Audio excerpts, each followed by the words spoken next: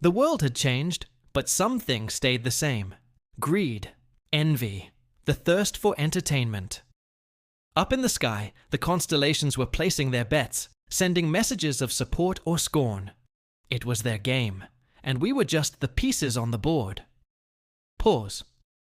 Incarnation Kim Dokya has received 1,000 coins from the prisoner of the golden headband. The message popped up in front of me, a golden, shimmering font. He was still watching. Good. Others followed suit. The abyssal black flame dragon is impressed by your audacity. The demon-like judge of fire nods in approval. Our party, my little group of survivors, was suddenly in the spotlight. Yu Sanga, Lee Gilyong, Jung Hee-won, even Lee Hyun-sung, who still seemed bewildered by everything. We were climbing the ranks, completing scenarios that others deemed impossible. And with that fame came attention we didn't want. The gazes of other humans, sharp with jealousy. They saw our sponsors, our growing strength, and they saw a threat. Or maybe just a stepping stone. The next scenario announcement felt like a death sentence. A massive monster wave. But that wasn't the worst part. We weren't just fighting for survival. We were fighting for an audience. The system declared it a special event. Proof of the stars. Teams would be ranked based on their performance, and the constellations would bet on their favorites. It was a cosmic sports match. I looked around. The air was thick with tension. Other groups were sizing each other up, alliances forming and breaking in whispered conversations. They were already playing the game, trying to figure out who to backstab first. I saw the fear in Yu Sanga's eyes, the determination in Hee-won's grip on her sword. Gilyong stayed close to my side, his small hand clutching my coat. He was just a kid. None of us signed up for this. And then the horns blared. The ground shook. From the cracked asphalt and shattered buildings, they emerged. A horde of grade 7 ground rats, their eyes glowing red, followed by lumbering, multi-limbed monstrosities I couldn't even name. The sheer number was overwhelming. It was a flood of teeth and claws. For a moment, all I could hear was the pounding of my own heart. Then, the screaming started. Chaos erupted. People scrambled, fighting desperately, dying messily. And above it all, the messages from the constellations kept pouring in. The Scribe of Heaven is analyzing the Incarnation's combat potential. The Master of Fort Knox is betting 10,000 coins on the Steel Sword Empress. I could almost see it then, a vision flashing through my mind. A grand, celestial studio. Countless stars gathered in a cosmic amphitheater, their gazes fixed on glowing screens that showed us. They were cheering, jeering, placing their bets on who would live and who would die. We were their primetime entertainment. A gladiator match on a planetary scale. A ground rat lunged at me, and I dodged, my blade slicing through its neck. Another took its place, and another.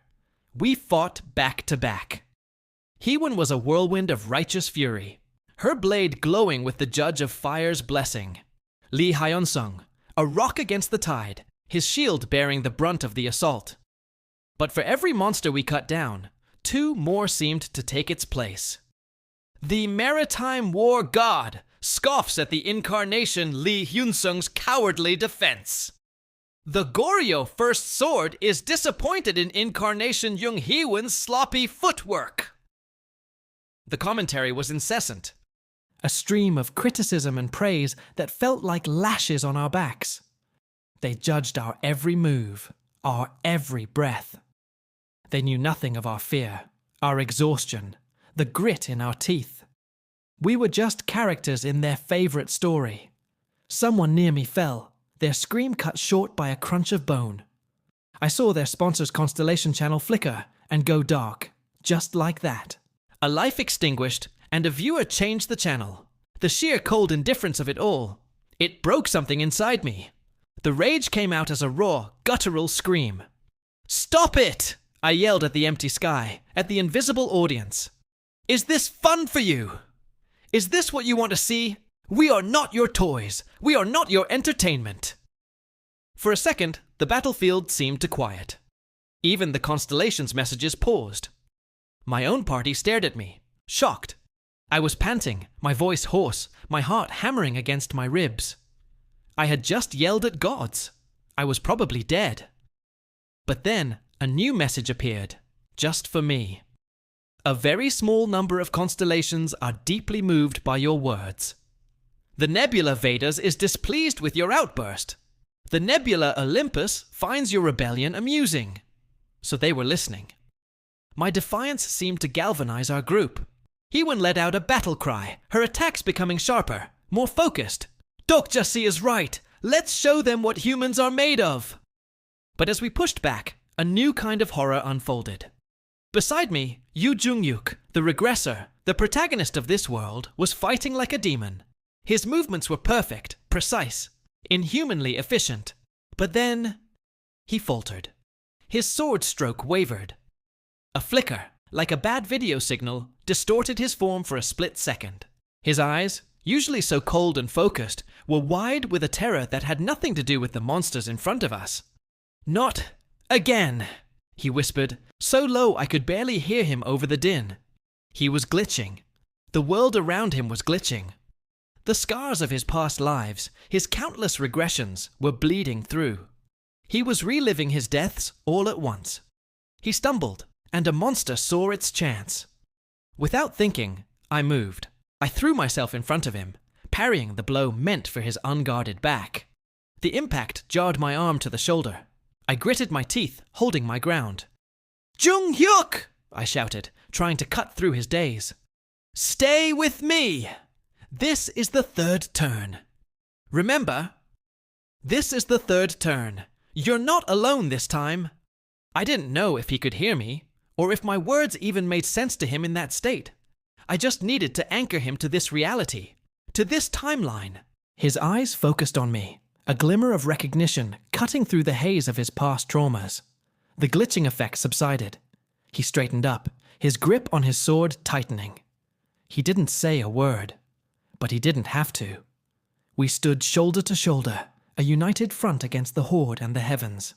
The battle raged on, but something had shifted. We weren't just fighting for survival anymore. We were fighting for our own story. A story that would not be dictated by the whims of distant, uncaring gods. They wanted a show? Fine. We'd give them one they would never forget. And as we fought, a single thought burned in my mind. A quote from the novel I loved, the world I was now trapped in. This story is for just that one reader. And I would make sure this story had a different ending. Thank you so much for watching this far. It means the world to us. If you're enjoying our journey through the scenarios, please consider hitting that like button and subscribing to the channel. Don't forget to turn on notifications so you don't miss what happens next. See you in the next episode.